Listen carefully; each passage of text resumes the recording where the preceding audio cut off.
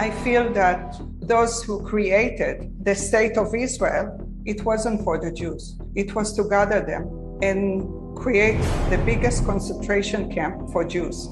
Who are you talking about? It's the Cabal. It's like an octopus. And they are still very powerful. Where really the Cabal is coming from is Italy.